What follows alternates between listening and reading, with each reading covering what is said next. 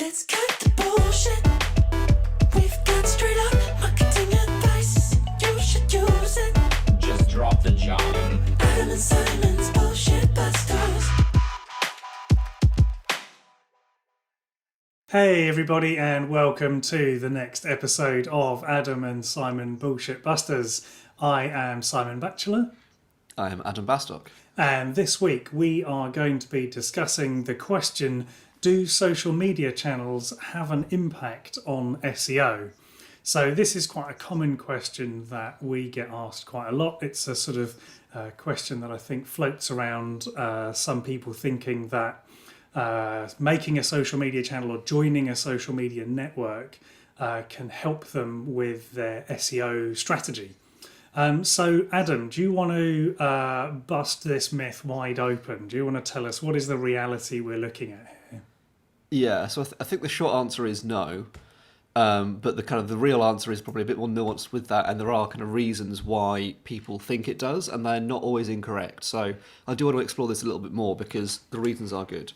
So I think the first question is, does having a social media profile or links from your social media profile help you rank in Google? Or improve your kind of authority in Google? Again, the answer to that is probably a very, very small yes, in the fact that it does kind of help indicate you're a real company. But the bigger answer is no, because anyone can create a Facebook profile or an Instagram profile, and it's very easy, kind of low barrier to entry, and therefore it's not as valuable as if you were being featured on the BBC News or other links. So in terms of does having a link on a social media page improve your SEO? Not really, and I certainly wouldn't be doing it for that reason.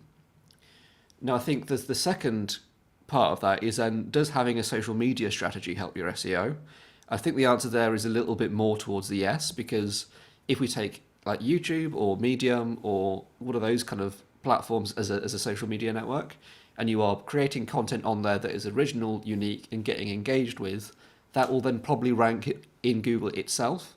And then from a user point of view, and this is something you very helpfully clarified for me before we started talking, was that from a human point of view, someone's typing in a question, seeing a YouTube video, clicking on that YouTube video, seeing your brand, clicking through to your brand website, that is helping your SEO and kind of discoverability. But then to flip it round from a purely kind of more technical SEO side of things, of does that link from YouTube increase your site's authority so you can rank on more competitive keywords from an SEO perspective? The answer is no. So I think that's where the confusion comes in, is that being seen is good, but from an SEO technical perspective, it's doing kind of not a lot, really. Yeah. Does that make sense to you? Yeah. Have I explained that in a vaguely sensible way? No, I think so. In essence, I feel that essentially the Google bot knows that those links exist. It recognizes those links. It just doesn't care, because anyone can make those links. So they're just meaningless links. They are links that exist on the internet, of course, but actually Google just doesn't rate them at all. It just says, oh, okay, there's a Facebook link, but that's one of a couple of billion Facebook links I've got. So there's nothing special about that link. So if we think about where Google was a few years ago, it was, many years ago now, it was just about building a massive web of links to link all of the world's information together. That was back when Google had that as a mission. The problem is now they've done that, the links aren't the important bit anymore. Now it's about providing a useful and informative response to a search intent. So for example, Google knows not only what you're searching for, but why you're searching for it. So, for example, if you're searching for, how to put up a fence panel, it knows that you're probably stood in front of a fence panel trying to work out how to do it. Whereas if you type in where to buy a fence panel, it knows that you probably don't have a fence panel. So in one instance, it's going to serve you a YouTube video on how to put it up. And in the other search, it's going to tell you where you can buy one.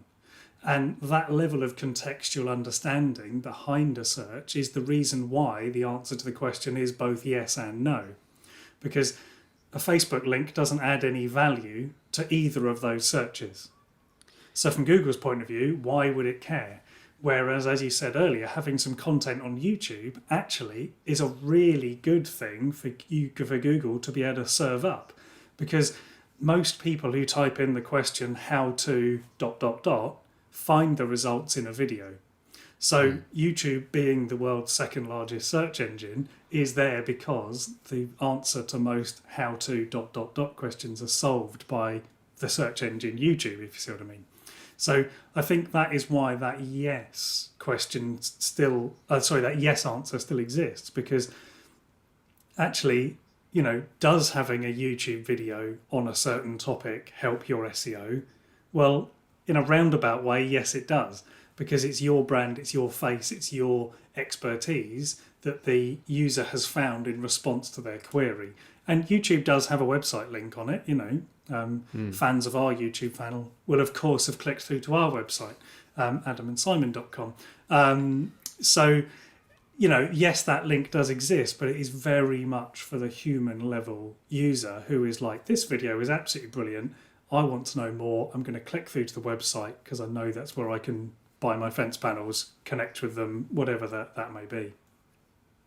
I think that's a really good kind of summary explanation. And just to, I think another kind of question I think people might have in their minds here is like, well, what if an Instagram account has got a load more followers than someone else? Does that kind of have a difference as well? And certainly when I've been in meetings, there's been questions that have been asked by business owners who have they've not directly asked that, but that's clearly what they're getting at. It's like, well, surely us having more followers helps our SEO.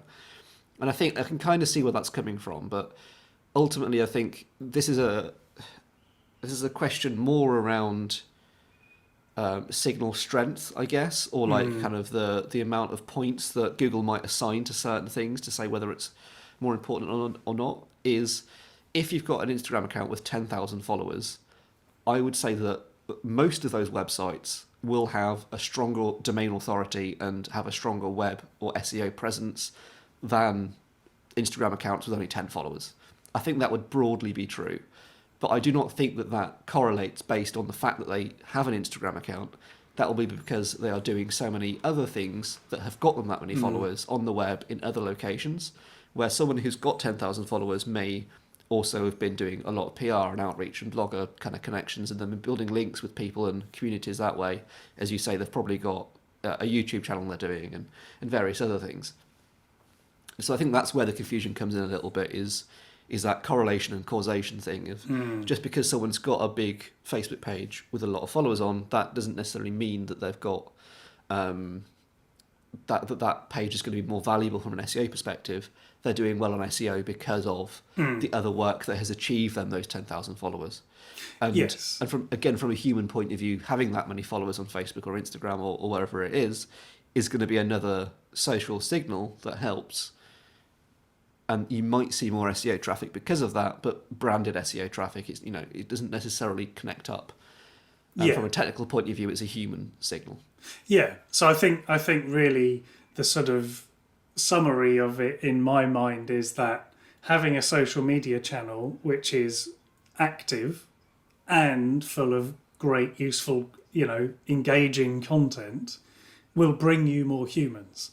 More humans will click the link and they will end up on your site.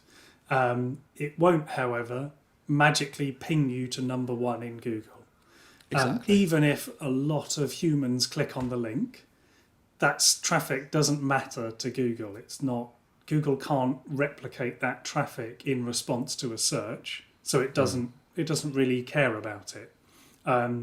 It's not relevant to Google. So yes, it's worth doing social for the reasons of social media marketing. It's always worth having a great social media channel if you've got the time and effort and creativity to make that channel work for you. But ultimately, thinking about it as a tool to magic you to the top of Google is a misguided use of a social media channel, I feel. Agreed. One thing I would say though is if you did want to start getting your brand quite quickly into search on niche terms, that you will kind of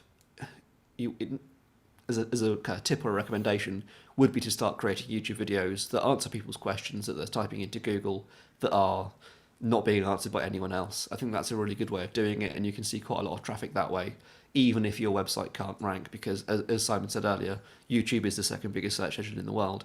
So definitely focus on a really good a really good YouTube kind of video creation strategy, but don't do that purely because of SEO. Do it because it's the right thing for your customers. And I think that basically underlines everything we ever say, is just if you put the users first and then build a strategy around them, everything else tends to fall into place quite easily. So yeah, I think social media, don't think about it from an SEO perspective. Do little and well, and don't try and do everything. Creating 6 new channels just to try and get more links to your site's going to do nothing, absolutely nothing. And it's going to give you a massive to-do list.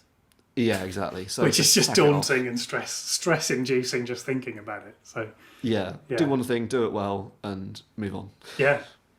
Excellent. Well, yes, I think that brings that subject to a close. If you've got any other questions that you would like answered, or you've seen something online that you think might be bullshit and you want to get us to tell you whether it is bullshit or is it in fact genius, then do get in touch with us. You can connect with us at adamandsimon.com. And if you want to know when the next video is coming out, then either hit that subscribe button or hit follow on your favourite podcast app of choice.